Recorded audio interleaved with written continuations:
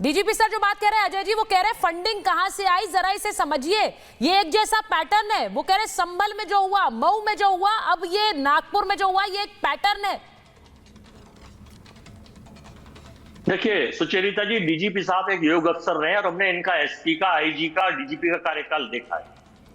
दंगा होना किसी भी देश में, किसी भी स्टेट में, भारत की 28 स्टेटें, हिंदुस्तान की कौमी एक ज़हती पर सवाल उठता है। लेकिन डीजीपी साहब को भी जानकारी होनी चाहिए कि दंगा अगर कहीं होता है, जब डबल इंजन की सरकार है महाराष्ट्र में और देश में इनकी सरकार है, यह तय हुआ था कि अगर दंगा कहीं होगा, कहीं चिड़िया का बच्चा पर नहीं मारेगा, तो फिर डीएम और एसएसपी को सस्पेंड किया जाएगा। क्या डीएम और एसएसपी को सस्पेंड किया गया? दंगा हुआ तो आखिर कैसे हुआ? दंगाई घुस कैसे गए वहां? ये जिम्मेदारी तो देश की सरकार है। सुचेरिता जी, सरकार से आपने सवाल नहीं पूछा, क्यों? क्योंकि औरंगजेब को, आपको शायद ये पता होनी चाहिए कि औरंगजेब 3 नवंबर 1618 को दाहोद गुजरात में ही पैदा हुआ था। आखिर गुजरात से ही कनेक्शन, चाहे वो कोई भी रहा हो, क्यों आता है, ये भी क्वेश्चन मार्क चीज है। अब ये कहां, सच में कहां से कहां चले गए अजय जी आप? अजय जी आप कहां से कहां चले गए? बताना चाहता हूँ, थोड़ा सा सुन लीजिए। नहीं, मैं जानती हूँ कि आप आपने मुझे टाइम दिया तो मुझे सुन लीजिए। नहीं, अच्छा बोलिए। औरंगजेब को जब ये पोस्टर बॉय बना लाते हैं, जब ये औरंगजेब का गुणगान करते हैं, औरंगजेब को पॉलिटिकल विंडेटे में ले आते हैं, अपनी राजनीति के हर क्षेत्र में उतार लाते हैं, और भाजपा आईटी सेल के लोग औरंगजेब की कब्र में पहुंच के इन्विटेशन लेके पहुंचे कि जिन्नात बाहर निकलिए, बीजेपी को आपकी जरूरत है। तो इस देश का दुर्भाग्य है कि दंगे जैसी चीजें, मैं तो कह रहा हूं मकोका से भी सख्त कार्यवाही अगर इन दंगाइयों पे लगाई जाए, लेकिन सबके ऊपर लगाई जाए, जो भी उसमें चिन्हित, जो भी मिले उसके खिलाफ कार्यवाही। और तीसरी बात, नहीं सर, समस्या ये है, आप तो बोल रहे हैं, लेकिन इतनी बड़ी हिंसा देश में हो गई, आपके नेता नहीं बोल रहे हैं अजय जी। इतनी बड़ी हिंसा हो गई कि पूरे देश चर्चा कर रहा है, नागपुर में क्या हो गया, आपके नेता मौन है, आपके नेता चुप है। इसे मैं रिवर्स कर देती हूँ, अगर मैं इसे रिवर्स कर दूं तो तब देखिए बयान कैसे आएंगे फटाफट। औरंगजेब में 37.5% ब्लड जो राजपूती ब्लड था, ये इतिहासकार बताते हैं, और 62 पॉइंट मुगल का ब्लड था। तो जो छाबाजी के 2 साले थे, जिनकी वजह से औरंगजेब ने घुस के, अरे सर ये मुझे ये बताइए अजय जी, यहाँ पर औरंगजेब को डिफेंड करने के लिए आप बैठे हैं तो करिए, मुझे उसमें कोई समस्या नहीं है अजय जी। लेकिन मेरी समस्या इस बात में है फैज साहब, इस बात में है डीजीपी सर, कि औरंगजेब को डिफेंड तो करिए, लेकिन क्या अगर कोई औरंगजेब की कब्र हटाने के लिए प्रदर्शन करेगा तो आप ऐसी हिंसा करेंगे? मुझे ये लिंक नहीं समझ आता अजय जी, मुझे ये लिंक नहीं समझ आता है। गृह मंत्री इस्तीफा दे, ठीक है, आप इस्तीफा मांग रहे हैं, एक बार बड़ी खबर बता देती हूँ। देखिए आप इस्तीफा मांग रहे हैं ना, यही शायद लाइन है इस वक्त। सीएम बताएं इसके पीछे, इस हिंसा के पीछे कौन है? उद्धव ठाकरे का बयान आया, वो कह रहे हैं सीएम फडणवीस को इस्तीफा देना चाहिए। नागपुर में जो हुआ है, डबल इंजन सरकार विफल रही है, ये उद्धव ठाकरे का बयान आया है। वो कह रहे हैं कि देवेंद्र फडणवीस इस्तीफा दे। नागपुर उनका गढ़ है, ये आरएसएस के मुख्यालय है, और यहां से अगर हिंसा हुई है तो देवेंद्र फडणवीस को इस्तीफा देना चाहिए, ये उद्धव ठाकरे कह रहे हैं। लेकिन इसी के साथ साथ एक और बड़ी खबर आपको बताती हूं। कांग्रेस का कहना है कि टी राजा सिंह को महाराष्ट्र में बैन किया जाए। मैं आ रही हूं के जी, मैं आ रही हूं। BJP MLA T Raja Singh पर कांग्रेस ने हमला किया। वो कह रहे हैं महाराष्ट्र में बैन हो टी राजा सिंह। टी राजा सिंह ने दंगा भड़काया है, ये वाली लाइन ली है कांग्रेस ने। मैं आपको बताऊं जरा, मेरे साथ मैं आपको जो खबर बता रही हूं, टी राजा सिंह का बयान क्या था औरंगजेब की कब्र हटाने को लेकर। मैं एक बार, टी राजा सिंह हमारे साथ इस वक्त जुड़ रहे हैं। टी राजा सिंह जी, आपके लिए ये कहा जा रहा है कि आपने और आप जैसे नेताओं ने, कांग्रेस कह रही है कि औरंगजेब की कब्र हटाने की बात की, आपने नफरत फैलाई, उसी का नतीजा है नागपुर की हिंसा।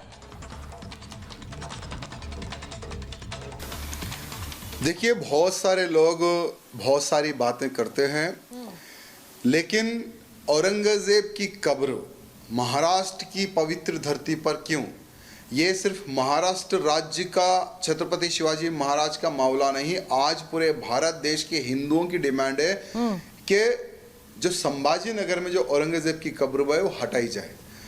जितने भी लोग जो प्रोटेस्ट कर रहे हैं, चाहे वो विश्व हिंदू परिषद के लोग हो या बजरंग दल के लोग हो या कोई भी हिंदुवादी संगठन के लोग हो, वहाँ प्रोटेस्ट शांतिपूर्वक किया जा रहा है, उनकी मांग रख रहे हैं। खुद महाराष्ट्र के मुख्यमंत्री जी कहते हैं कि हाँ, हम खबर को हटाएंगे।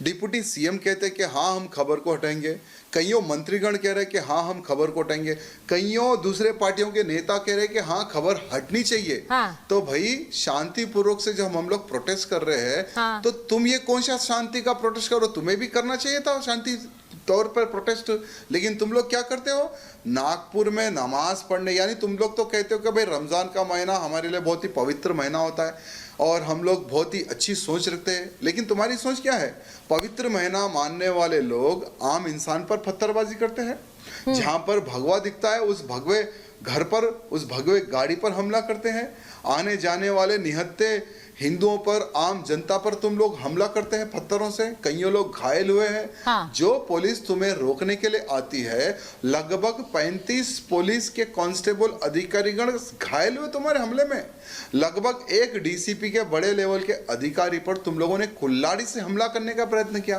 3 डीसीपी लेवल के बड़े अधिकारी उस हमले में घायल हुए हैं। तो ये सोच है क्या? देखिए तुम्हारी सोच में हमारी सोच में बहुत अंतर है, और हम किसी भी हालत में, भले ही तुम लोग कितने भी दंगे फसाद कर कर माहौल बिगाड़ने की क्यों ना कोशिश कर लो, लेकिन औरंगजेब की खबर अब महाराष्ट्र की धरती से उखड़ती रहेगी। टी राजा सिंह जी, बहुत बड़ी गलती की। हाँ। टी राजा सिंह जी, ये आप जो ये कहते हैं ना, ये ऐसा करते हैं, ये ऐसा करते हैं, आप पर यही आरोप लग रहा है, आप नफरत फैलाते हैं, इसीलिए कांग्रेस कह रही है आपको बैन कर देना चाहिए महाराष्ट्र से, आप नफरत ही फैलाएंगे और दंगे करवाएंगे, ये कांग्रेस का आप पर आरोप है। अब आपको बैन करना चाहिए, महाराष्ट्र में आने नहीं देना चाहिए आपको। देखिए जब हम नफरत फैलाने वाले आपको दिखते हैं, तो क्या ओवैसी क्या गुड़ खिलाकर जाता है इन कांग्रेसियों को? क्या अकबरुद्दीन आकर क्या इनको मीठी क्या रोटी खिलाकर जाता है लोगों को? जब अकबरुद्दीन ओवैसी, असदुद्दीन ओवैसी आकर भड़काऊ भाषण महाराष्ट्र में देते हैं, देश का माहौल खराब करते हैं, तब ये कांग्रेसी अपना मुंह बंद करके क्यों बैठते हैं?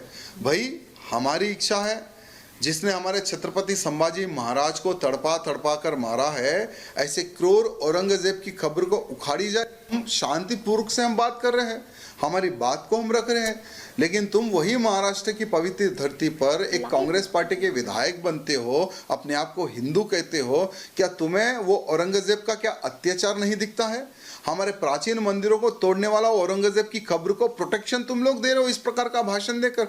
और रही बात हमारे पर प्रतिबंध लगाने की, तो मैं उस कांग्रेस के विधायक जी को कहना चाहूँगा, हमारे ऊपर प्रतिबंध लगाइए या हमें जेल में डालिए।